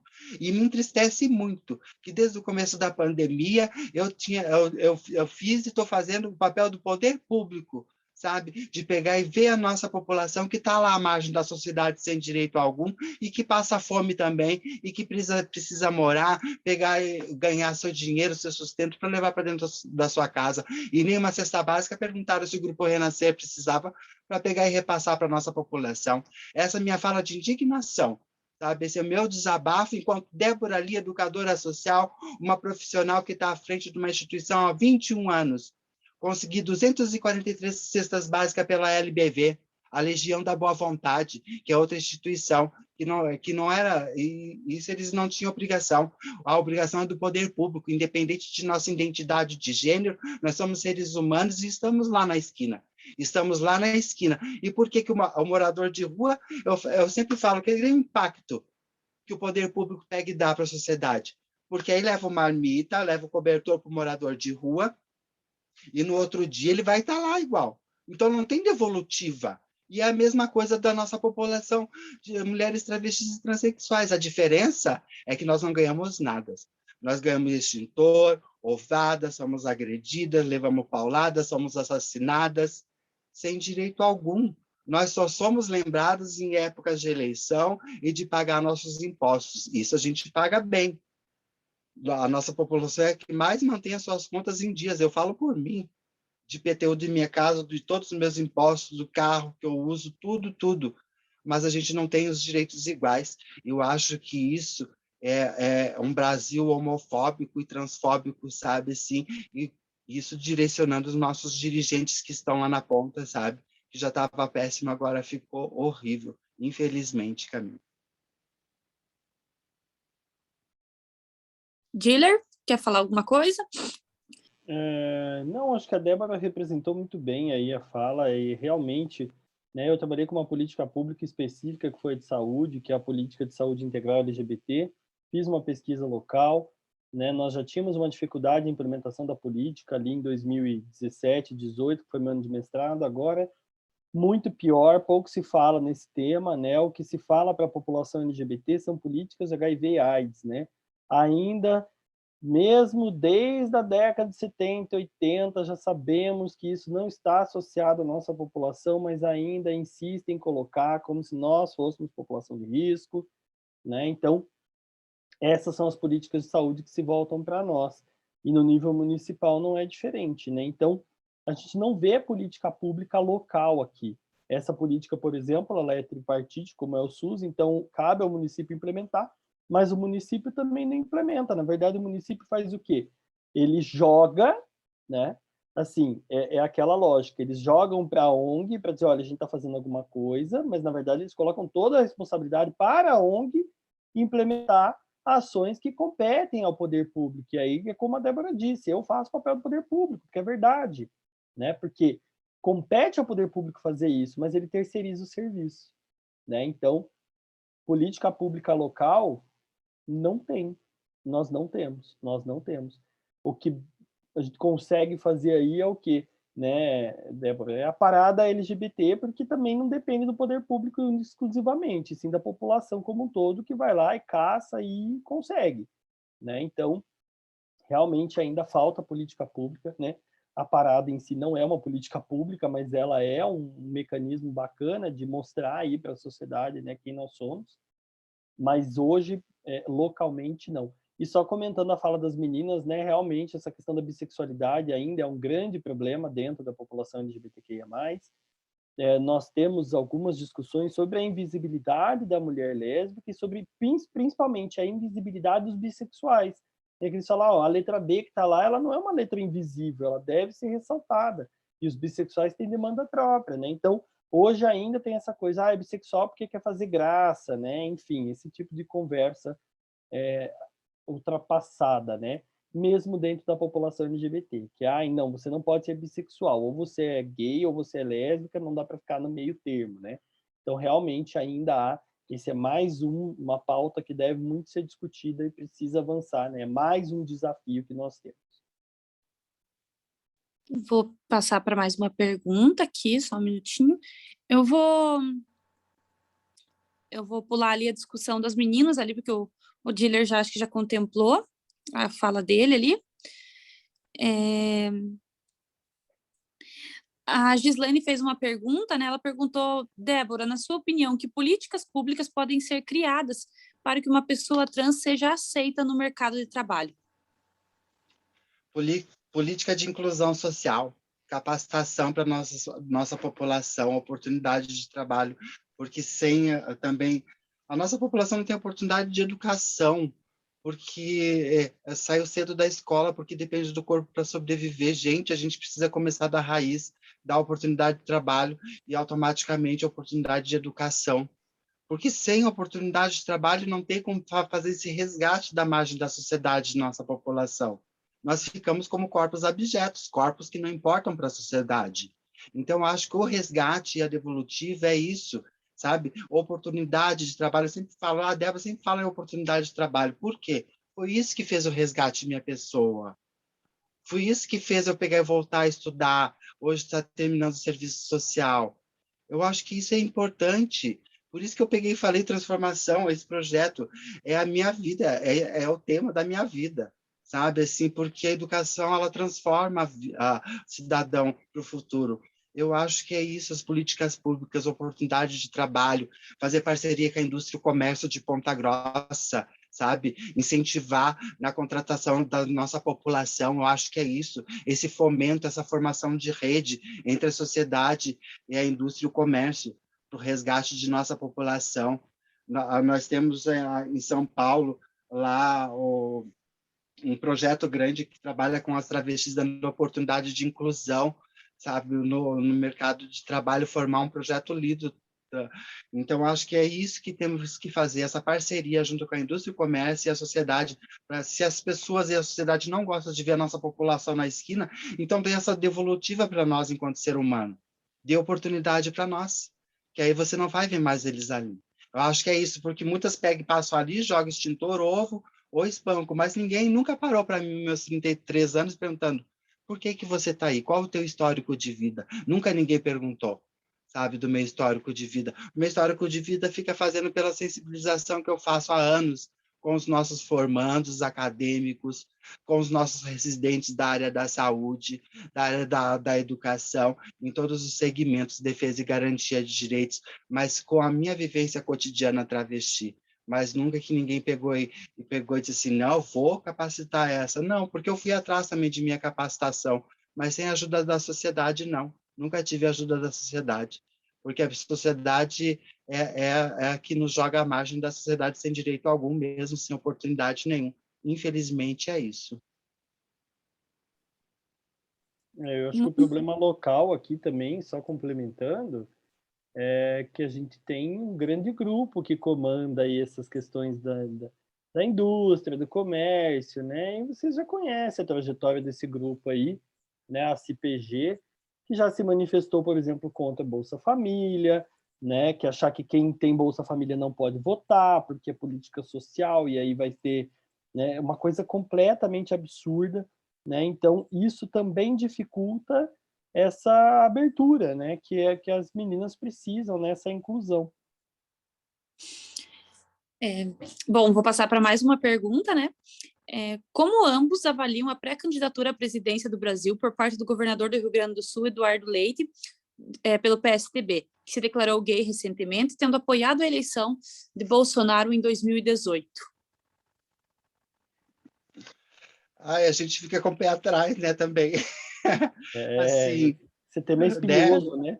A gente é como diz o Bajibá das nossas meninas travestis, a gente fica no truque, né? Com esse bofe, que não é bofe.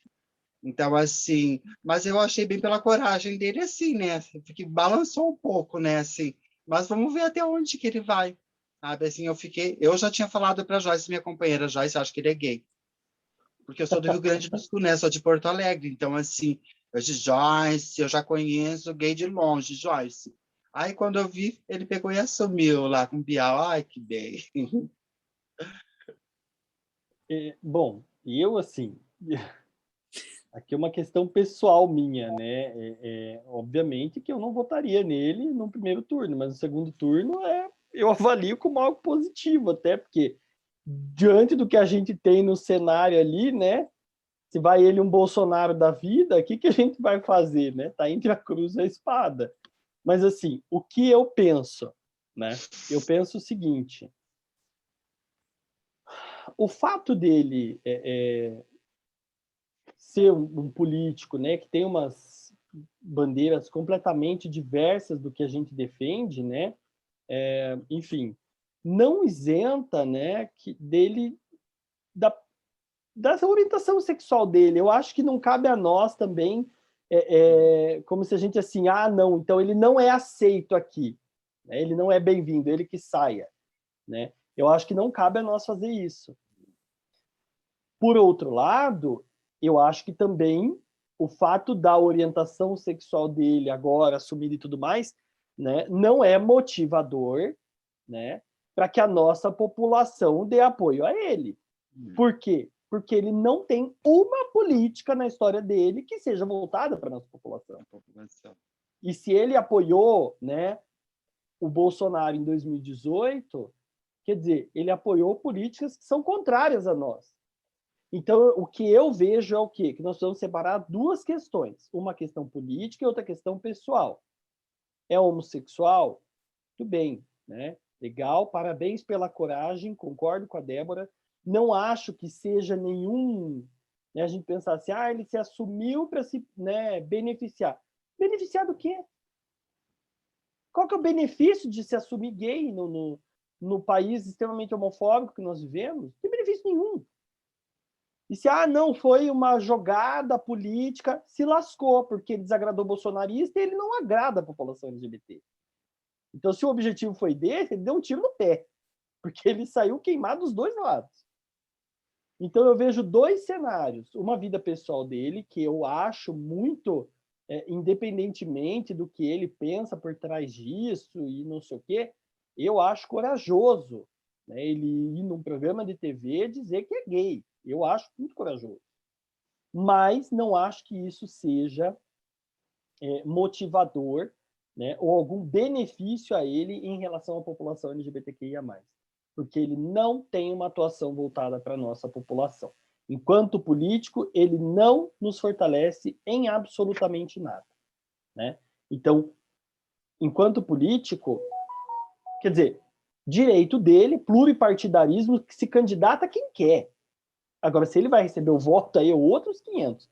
Eu vejo que em última análise, eu vejo como positivo ele se candidatar, porque significa que a gente ainda tem liberdade partidária que qualquer um se candidate, né? Agora, acho negativo por quê? Porque não acho que ele seja uma voz, um porta-voz da nossa população. Então, não votaria nele. Mas, como eu disse, no segundo turno, entre o vira-lata caramelo Bolsonaro, entre o poste Bolsonaro, entre minha mãe que não terminou a oitava série, Bolsonaro, quer dizer, a gente tem um monte de opção, né? Então, num eventual segundo turno, sabe-se lá Deus o que vai acontecer, né? Não esperamos que esse cenário aconteça, né? Enfim, mas isso é um posicionamento pessoal meu, evidentemente, né? Mas, assim, como diz a Débora, acho que é um ato de coragem, por mais que seja oportunismo, enfim, né? Esse oportunismo dele não é bem visto pela nossa população, porque ele não dá esse retorno que nós precisamos. Obrigada, Dir. Bom, vamos lá, né? Tem muitos elogios para Débora, né, Débora? Débora é um fenômeno, né? Ela é um sucesso. É um sucesso, né?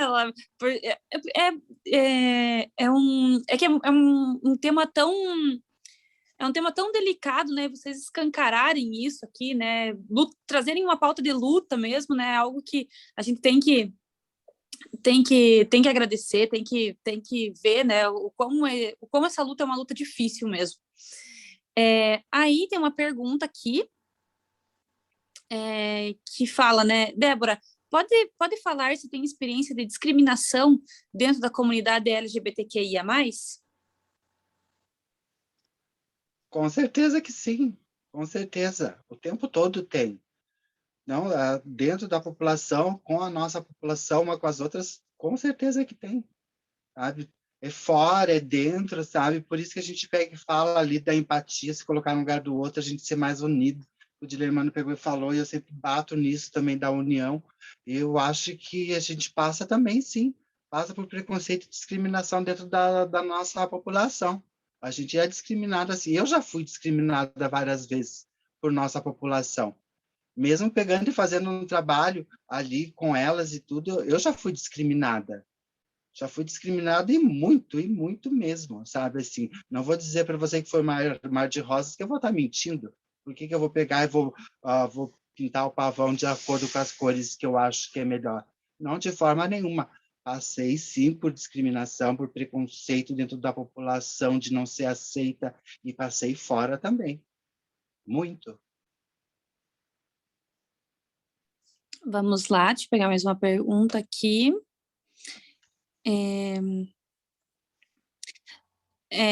Aí temos algumas pontuações, né? A sua fala necessária, Débora, porque você tem que mostrar a realidade das crianças trans.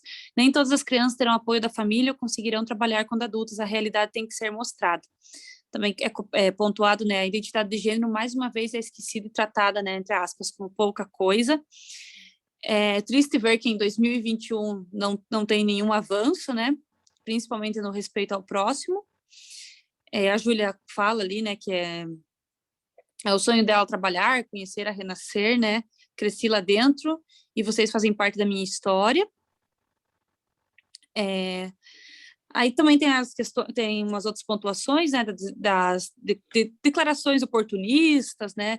Deus o livre ter um segundo turno com o Bolsonaro aí novamente. Deixa eu ver se eu não passei só por nenhuma pergunta aqui, se eu não passei nenhuma pergunta. Não. Mais alguém tem mais alguma pergunta? Tem mais algum questionamento que gostaria de estar fazendo ao Diller, ou a Débora, ou a ambos? Gostaria? Deixa eu ver aqui, saiu uma aqui. Pensando em uma perspectiva a longo prazo, quais são suas futuras expectativas para o futuro da comunidade no país? Para ambos.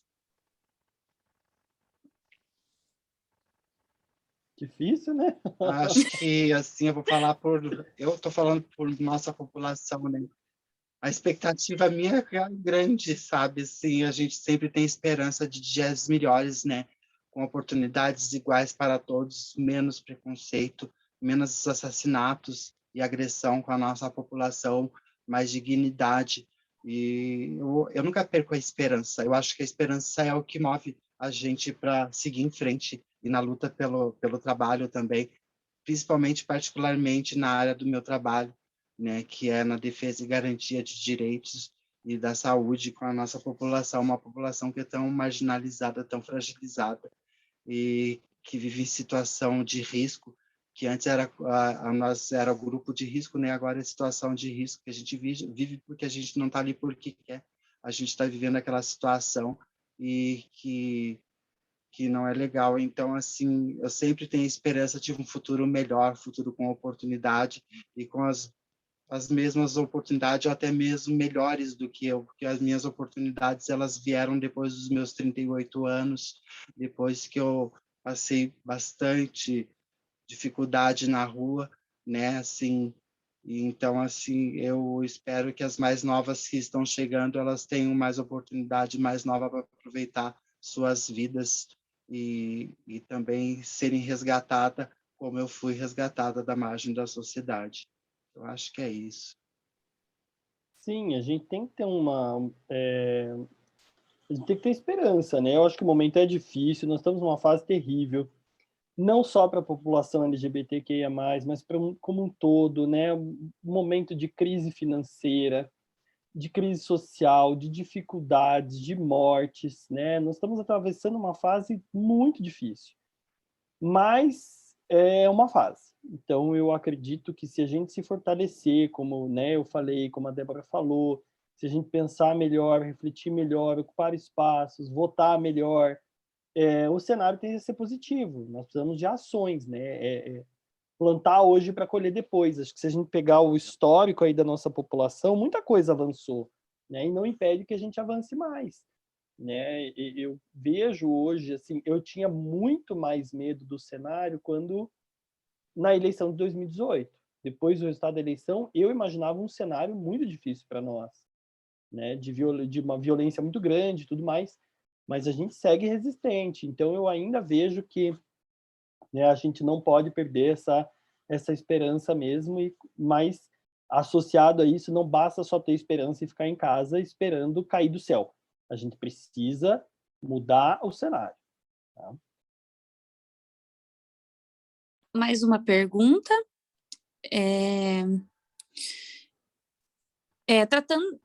Tratando-se de pessoas jovens próximas a nós, como amigos e familiares que possuem pouco ou nenhum acesso a espaços de debates e trocas da comunidade LGBTQIA+. Como vocês enxergam que eu, enquanto uma amiga próxima, poderia auxiliar para que se sintam pertencentes a essa comunidade, pensando num todo, como plataformas da internet e também no próprio município de Ponta Grossa? Leva na ONG. Leva na ONG que ela vai mudar o pensamento. Fala, olha, vamos lá conhecer. Tipo quando faz com um grupo de jovens da igreja, que a gente recebe os convites. Ah, você não quer ir lá no nosso grupo no fim de semana? Né? Aí você fala o quê? Fala que vai ter comes e bebes. Daí a pessoa não vai negar o pedido. Leva ela na ONG para conhecer, que daí não tem escapatória, né, Débora? Exatamente. Nós tivemos, acho que foi antes de nós mudarmos de sede, acho que foi a professora Gissane levou, não sei para qual escola que foi de um ônibus no Renascer, e eu fui falar sobre identidade de gênero e orientação sexual para os alunos, e eu achei muito legal isso. Né? Eu acho que tem que falar assim, essa pessoa, se tem uma amiga que veja que tem uma orientação sexual diferente das normais, né, se uma identidade de gênero, por que não falar a respeito? Eu acho que é isso. Se essa pessoa tem a cabeça mais aberta do que a outra que está perdida, porque é uma construção, né? Isso vai tudo de uma construção, a pessoa se entender sua identidade, sua orientação sexual. Eu acho que é importante, se você é amiga, pegar e apoiar a outra companheira e tentar pegar e se inteirar mais, né, da nossa sigla LGBTQI+. E sempre com muito cuidado, né, Débora? Porque é aquilo, cada um tem seu tempo. A gente tem que ter cuidado com a abordagem que a gente faz com as pessoas, né? Porque às vezes você quer ajudar e, na verdade, você reprime ainda mais. Porque nunca se chega numa pessoa e diz, você é gay, né? Você não acha que você é lésbica? Então, esse tipo de coisa, né? Eu digo isso porque isso aconteceu comigo, né? Uma amiga chegou e perguntou uma vez na época da faculdade e aquilo me deixou assim, nossa, ela descobriu, sabe? Uma coisa besta, que hoje eu fico, que vontade de voltar lá atrás e me dar uns tapas na cara e falar, larga a mão de ser tonto, vai ser viado, que é muito bom.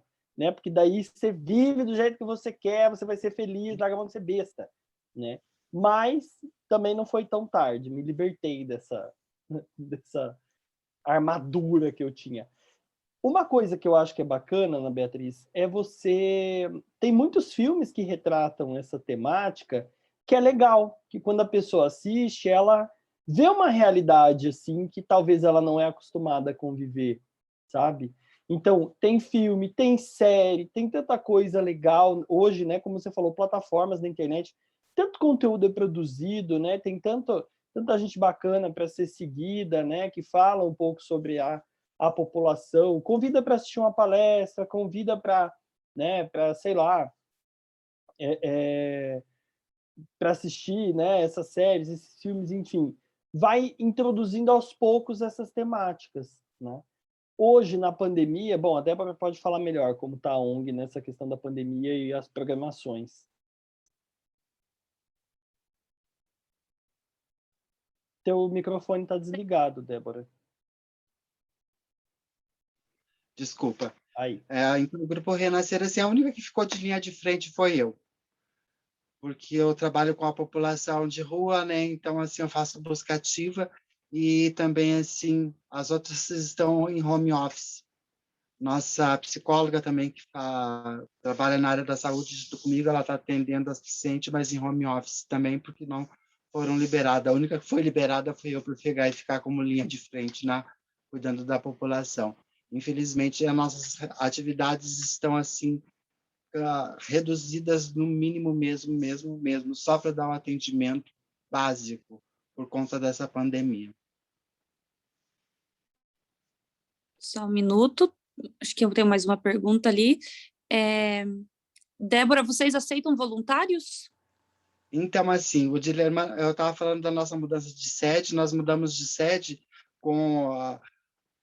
a partir do momento que mudou o nosso governante, as instituições foram as primeiras a serem atingidas, inclusive com os repasses de manutenção, como aluguel, água, luz, telefone, internet, gasolina para o carro, essas coisas. Então, assim, a gente tinha uma sede que tinha 12 salas. Tinha a sala da psicóloga, da advogada, da assistente social, da educadora social, minha sala que eu fazia os testes rápidos. Nós tínhamos a sala do serviço de convivência, tínhamos recepção, tínhamos cozinha, 2 banheiros, um para pessoas com acessibilidade, outro não. Tínhamos um salão de cabeleireira dentro da sede. A partir desse momento, que foi cancelado os repasses das instituições e veio o marco regulatório, nós tivemos que nos tipificar.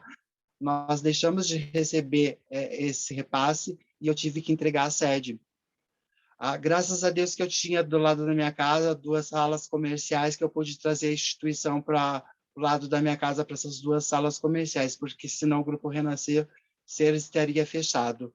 Mas quando nós tínhamos uma sede grande, nós pegávamos 5 voluntários e até prestadores de serviço que estavam prestando serviço. Mas agora, como a gente só ficou com o escritório mesmo, o nosso bazar, não tem como a gente pegar, né, assim, infelizmente, e o nosso serviço de convivência e fortalecimento de vínculo na área da assistência social não é mais feito, porque o nosso projeto passou só para idosos, infelizmente. Muito triste essa questão, né, Débora, do que uma falta de um recurso, né, acaba Exatamente. por fazer precariza o trabalho de uma forma tão grande, diminui. Exatamente, porque assim, o salão de beleza ele capacitou vários profissionais da área de saúde, várias profissionais também. Nós temos meninas travestis que são cabeleireiras hoje. Nós tínhamos a parceria com a nossa Universidade Estadual, Departamento de Letras. Então, nós tínhamos cursos de línguas estrangeiras, inglês e francês dentro de nossa instituição, curso de artesanatos, tinha yoga, nós tínhamos serviço de convivência, tinha várias atividades e capacitações em parcerias e nós tivemos que pegar e fechar as portas e deixar e cancelar os nossos trabalhos para a nossa comunidade. Quando eu falo comunidade, eu não falo só nossa comunidade LGBT, mas a comunidade em geral, porque a nossa instituição ela abrange toda a comunidade em geral, infelizmente. eu passei aqui sem querer um relato aqui um relato não, né? Uma afirmação aqui que a Lucileia fez, né? Débora, que nossas esperanças se tornem certezas e que o amanhã seja muito melhor do que hoje para a comunidade LGBTQIA+. Cada vez mais encantada com tua fala e tua ternura. Parabéns por seres essa mulher tão incrível e maravilhosa. Amém nós todos, amor. Amém nós todos. Alguém tem mais alguma pergunta, alguma pontuação para ser feita? Porque senão, se a professora Fábio me permite, né? Assim, aí nós vamos para o encerramento da nossa noite. Eu falo por mim, mas também tenho certeza que o curso todo de serviço social fica muito feliz, muito agradecido, né? Um total respeito, né, e admiração pela luta de vocês. Não é uma luta fácil, não é um tema que todos os lugares abrem as portas, né, para venham, falem aqui, né, tragam suas experiências, tragam dados, tragam suas teorias, né, seus embasamentos teóricos. Não é o que acontece, né, muito pelo contrário. Muito obrigada por vocês terem aceito, eu me sinto extremamente feliz, né. O Diller, eu já tinha ouvido ele falar, né, é um amigo muito querido, é um amigo que eu tenho um grande afeto, né? E eu acho que o Diller, se tem um diferencial dele, é a indignação, que é a indignação que move a luta dele, né? Quem vê o Diller nas redes sociais vê, né? Quando ele posta a indignação dele lá no Instagram dele, professor, né? Que ele coloca as lutas dele, que ele coloca as pautas que ele traz ali, né? E sempre são essenciais, né? Sempre o Diller é uma pessoa extremamente inteligente, extremamente dedicado, né? E eu agradeço imensamente por ele estar aqui nessa noite conosco, né? Débora, uma gratidão imensa, mil formas de obrigada para você por ter aceito estar aqui conosco, ter trazido uma experiência tão rica, tão forte. Eu falo por mim e por todos, tipo a professora Fábio, né, por todo o curso, né, muito respeito à tua luta, Débora. Você é uma pessoa que realmente, né, se a gente fala, né, Débora ali, a gente já sabe quem é, né, e a luta que ela traz para a comunidade LGBTQIA+, aqui na nossa cidade. Nem só na nossa cidade, né, a luta já ultrapassou os muros, né. Que bom que as alunas tiveram essa experiência de ter essa noite tão cheia de conhecimento, uma noite tão construtiva, né? Com certeza uma noite que a gente começa com chave de ouro, né? Começa uma forma essencial que a gente começou aqui, não poderíamos começar melhor, talvez. E foi sensacional, eu agradeço de todas as formas possíveis vocês, né? Quem olhar ali o chat, vocês olharem o chat, né? Estão agradecendo as discussões aqui, né? Professora Fábio, gostaria de falar alguma coisa? Gostaria de agradecer novamente ao Dilermando e à Débora ali. Eu já conheço a Débora ali há muitos e muitos anos, tá? Eu admiro muito você. O Diller eu já conheço da época da UEPG, quando ele estava fazendo o estágio de docência dele com a professora Lisley, eu era professora colaboradora, então a gente volta e meia se encontrava, né, na sala dos professores. Então, a gente abriu o Transformação com vocês, né? Então, a gente começa justamente trazendo para a pauta esse tipo de debate que a gente acha tão necessário, tão sensível e tão importante.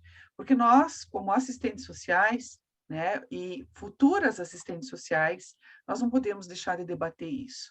Então, por isso que eu ainda falei que ia instigar reflexão, ia ser provocativo. Então, vocês viram o quanto surgiram de perguntas e de indignações, como o próprio Dilermando já coloca, né? Ele se posiciona, ele diz, olha, eu sou assim mesmo, e é por aí mesmo, né? Então, eu só gostaria realmente de agradecer de coração, gente, para você, Dilermando, a você, Débora Lee, que foi uma noite fantástica, e é uma estrelinha. A gente abre assim, com chave de ouro esse evento Transformação. Então, em nome da Unicecal, eu tenho a agradecer a vocês e também em nome do curso, dos professores e das acadêmicas também. Ó, coraçãozinho para vocês. Eu que agradeço o convite, agradeço tudo. Foi muito produtivo, como sempre. Acho que a nossa construção também de um mundo melhor parte disso aqui, né? Quando a gente tem esses momentos, quando nós temos essas discussões, ouvir os elogios, né, já faz a gente saber que o caminho é difícil, mas que a gente tem apoio. não é, falar para o serviço social é sempre um desafio, né? Para quem é do direito, às vezes a gente tem que mudar um pouco, né, da nossa rotina aí, que são cursos próximos, mas que têm alguns viés um pouco diferentes, né? Mas que é sempre muito maravilhoso, muito gostoso. Eu gosto muito quando as professoras da UEPG lá me convidam, agora aqui na Secal, né? Que fico muito feliz de estar aqui com vocês também. Agradeço imensamente o convite, né? Deixo um beijo grande aí para vocês, para os alunos, né? E não desistam da caminhada. Boa sorte no curso. E Débora, sempre um prazer falar com você, né? Junto com você. E é isso. Agradeço muito. Um beijo no coração de todos aí. O pessoal o pessoal está perguntando, né, como acompanhar o trabalho da Débora. Eu sei que do Diller tem o Instagram dele, Prof. Dilermando. A Débora tem uma rede social onde tá para acompanhar seu trabalho, Débora? Eu é só no meu Facebook, Débora Ali, L2E. Entra lá, eu jogo tudo no Face. Então já sabemos como Eu gostaria de acompanhar. agradecer. Opa, pode falar, perdão. Posso agradecer? Claro. Queria agradecer às professoras pelas falas, pelo carinho que vocês tiveram comigo. Espero ter contribuído, ainda mais numa área assim que eu defendo muito, que eu tenho muito orgulho de estar fazendo, que é o serviço social. Espero que reverbere essas falas, nossa, principalmente as falas de inclusão na área da educação e do trabalho formal para a nossa população. E eu acho que é isso que a gente tem que fazer, essa formação de rede para os nossos futuros formandos e formados já. E só tenho a agradecer. O Grupo Renascer está à disposição, eu, enquanto Débora Ali, também me ponho à disposição de todos vocês, e meu muito obrigado pelo carinho de vocês. Deus que abençoe a todos. Muito obrigada, Diller, muito obrigada, Débora. Eu saio dessa noite emocionada e muito feliz por ter compartilhado tanto conhecimento, ter agregado tanto conhecimento, né? Uma noite tão produtiva. Muito obrigada mesmo, né? Então, eu agradeço aos nossos palestrantes, né? O pessoal que ficou conosco nessa noite. Agradeço ao Unicecal, a coordenação da professora Fábio, a assessoria, né? E gostaria de convidar todos para se inscrever e prestigiar a palestra de amanhã, né, intitulada Saúde, Trabalho e Suicídio, Desafios do Poder Público no Enfrentamento à Pandemia do Covid-19. Ela será proferida pelo professor Dr. Vitor Hugo Bueno.